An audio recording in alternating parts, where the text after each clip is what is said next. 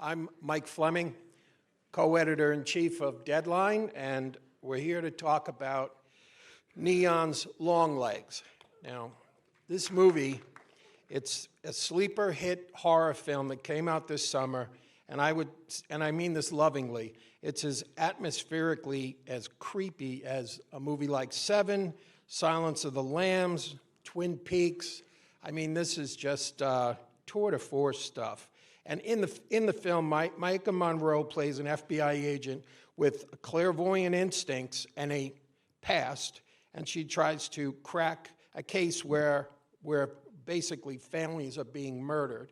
Now, at the center is the title character, played by Nicolas Cage, who throws himself into maybe the best drawn serial killer I've seen since Anthony Hopkins in Silence of the Lambs, or Kevin Spacey in Seven, or Anthony Perkins in Psycho. And the film was directed and written by that actor's son, Osgood Perkins. Now, I'd hoped to dissect this creation with Mr. Cage, but he pulled out at the last minute, so I feel like I had the long legs cut out of me, but fear not, because we have the folks that helped craft his look. And I'd like you to give a big hand to the special effects makeup artist, Felix Fox, and the key hairstylist, Kristen Char, and the key makeup artist, Madeleine Hermans. Welcome, all of you. Hello. And how many of you have seen this movie? It's Neon's biggest grossing film ever, so I would assume a lot. And so why don't we show a clip, and for those of you not quite so familiar, buy a hat and hang on to it.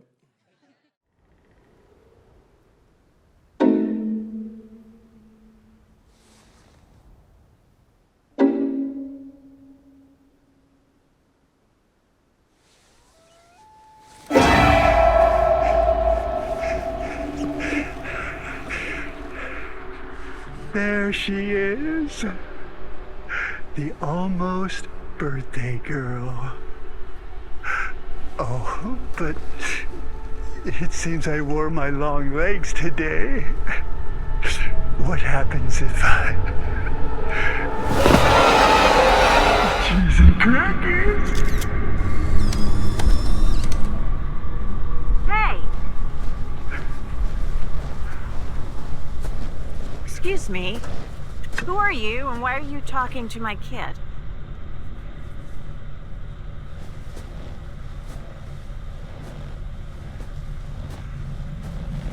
Let me in now, and it can be nice. Make me go now, and I have to come back. Not once, not twice, but as many times as I like.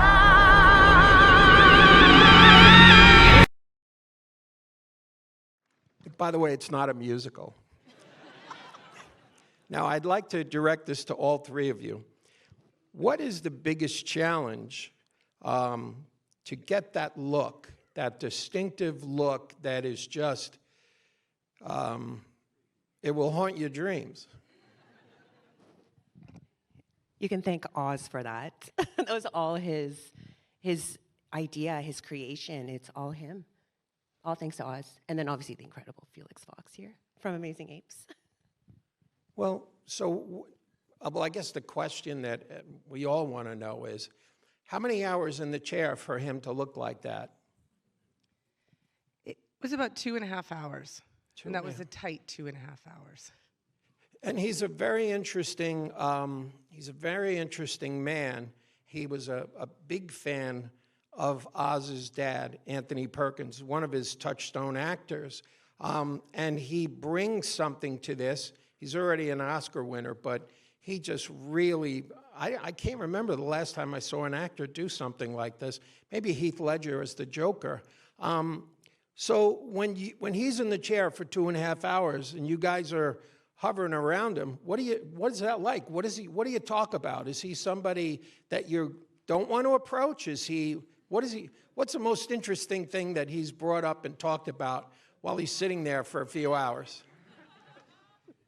Believe it or not, on this one, and this is the second movie that I've worked with him on. The first one was Wicker Man, and he was very quiet. He was very much in his role, and he was very quiet. So actually, the whole trailer was very quiet. Wow. So there wasn't a lot. It was more talking about the process of everything. And and tell me a little bit about that in terms of the process and finding that character, because you guys kind of had to bring it to life. It's the thing about this movie is the way when you look at it, it's sort of like the middle of the country, and that's why I brought up Silence of the Lambs, and the way that Oz shot it, it's very stylistic. And give me a sense of that and the role that the makeup played, the makeup and the hair and the visual effects played in finding that period look that is something singular. Are you specifically to Longlegs' character or the whole film? Well, first Longlegs, and then, the whole film, if I could. Well, I think with the Longlegs, it was quite a bit of back and forth with the design. We started out with one concept between Oz and the shop that was a lot more, it was a lot more human, less white makeup than you saw, less plastic surgery, a little bit more pulled, not so form disfigured. And there was about 4 designs, and what they settled on after we tested one was that we were going to go a little bit more extreme, an ode, like a love story to Lon Chaney's Phantom of the Opera is really where that inspiration came from, and you can see that in the nose and the form a little bit.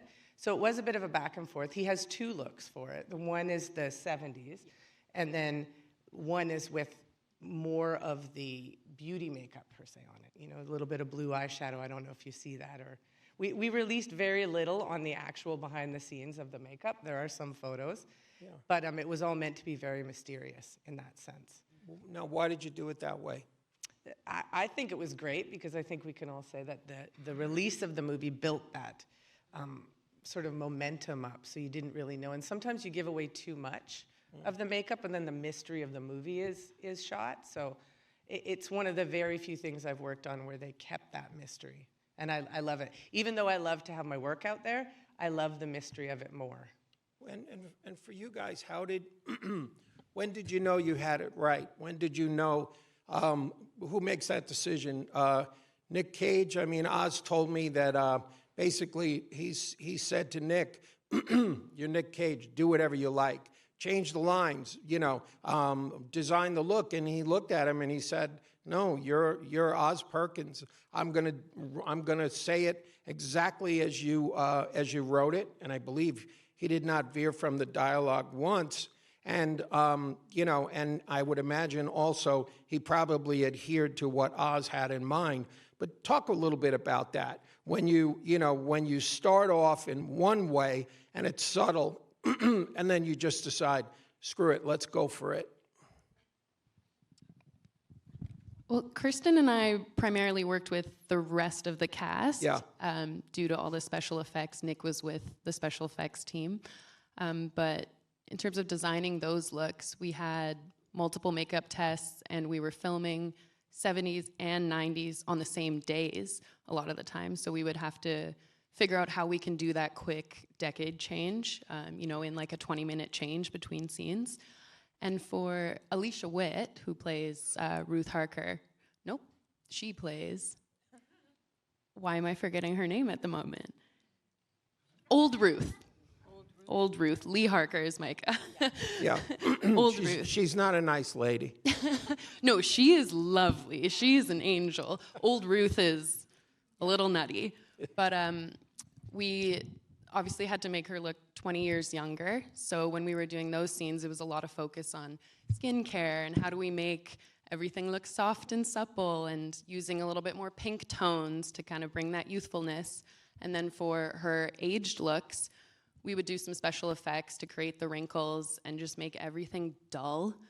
Oz really wanted her to be colorless, dull, like the life had been sucked out of her by Longlegs and the satanic experience she was having. So there was a lot of powder and whiter, paler foundation to just suck all of the life out of her. As for the hair for her, I did draw a lot of inspiration from Kitty from the 70s show to really signify the 70s, because hair did really play a big part in the 70s.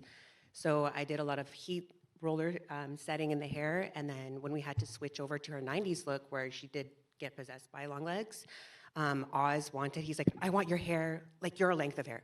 Actually, no, I want it longer. I want it to the knees. And I was thinking in my head, where am I gonna find a colorless wig to get down here?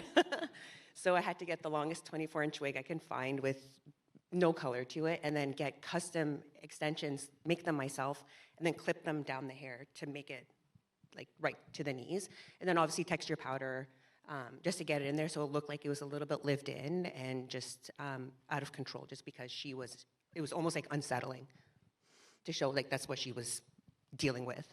Well, and Maika Monroe, her character, you know, she's, I guess you would call it stronger than psychic hunches, but she's very, and once you learn about her and how she was raised, you kind of get it, but she's a very solitary, plain-spoken, she doesn't say much, FBI agent.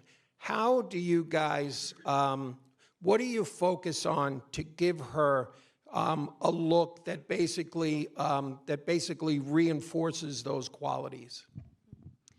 Well, Micah has amazing skin already and beautiful eyebrows and eyelashes, so we were really focusing on skincare again, and basically no coverage, like using very light coverage, no concealer. We wanted to be able to see some of the darker color under her eyes, which really added to the like moody atmosphere of everything.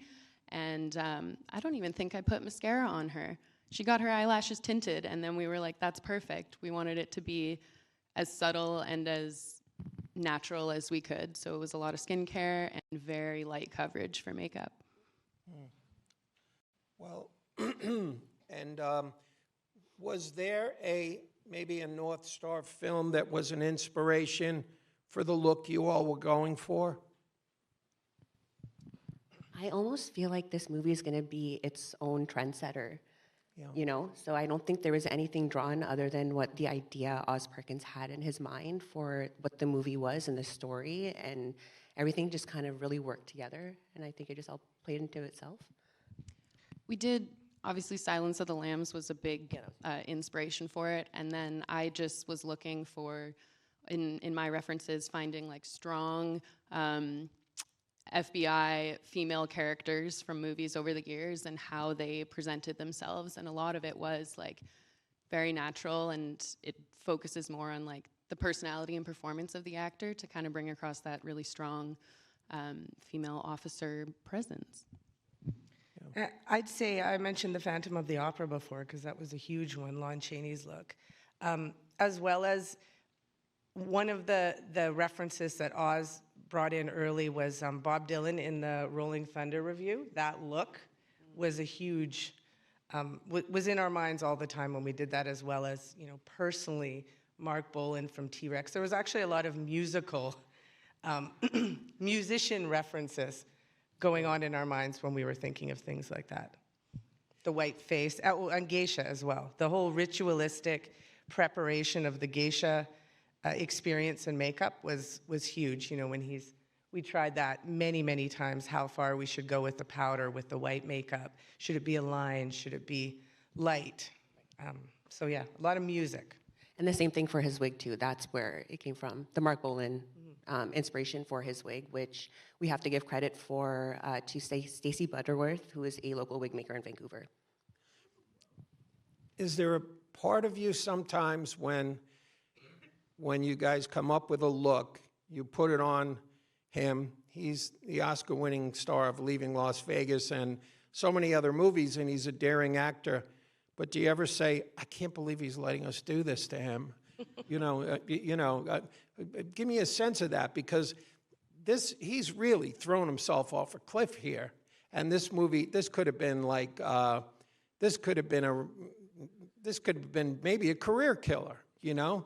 What did you, going in, did you guys feel right away that this was going to be something exceptional, or just give a thought about that?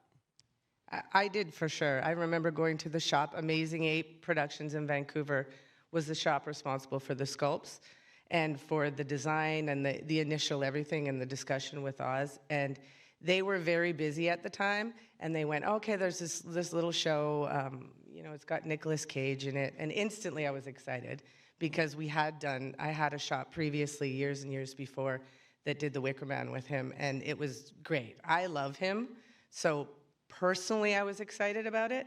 And I know him to be somebody that embraces those roles to their fullest. And when I heard that he didn't want to be recognizable as himself, I was even more excited. So. And that was his goal. His goal, his goal the whole time was, I don't want to be recognizable. So, and I think he did a very amazing job at that. And you all helped him. Yeah. So much is him, though. Oh, yeah. I think from my my first phone call with Oz and my first time reading the script, I was like, this is going to be a really special project. And it was definitely a surreal experience.